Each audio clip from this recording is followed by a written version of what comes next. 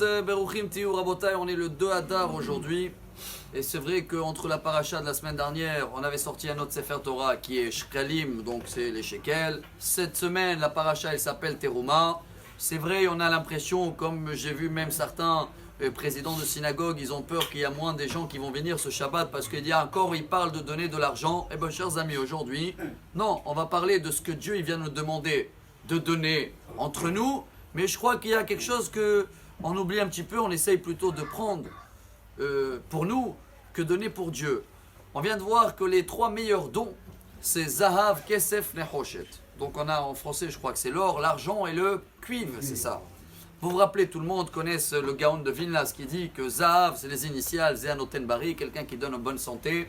Kesef, c'est les initiales en hébreu, Ksheyesh, Sakana, Potear, quelqu'un qui donne quand il y a un danger. C'est moins bien.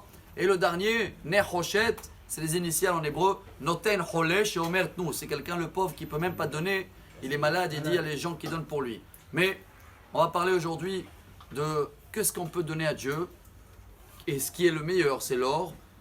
Zahav, en hébreu, c'est Zain, c'est combien 7. Hey, 5. Et Bet, 2. Le meilleur don qu'on peut donner à Dieu, c'est quand on vient écouter le Sefer Torah, Shabbat, jeudi, lundi. Après, il y a déjà pas mal, on passe à la deuxième étape. Kesef, c'est les initiales en hébreu de Kippour, Sukkot, Purim, Pesach, Nechoshet, Nerot, Hanouka, Chodesh, Shavuot, Simchat Torah et le dernier, Ta'aniot, les jeunes. Donc en grand, si vous voulez, tous les jours où le Sefer Torah il sort, c'est marqué dans les mots Zahav, Kesef, Nechoshet. Et c'est quoi le meilleur? Le Zahav, l'or.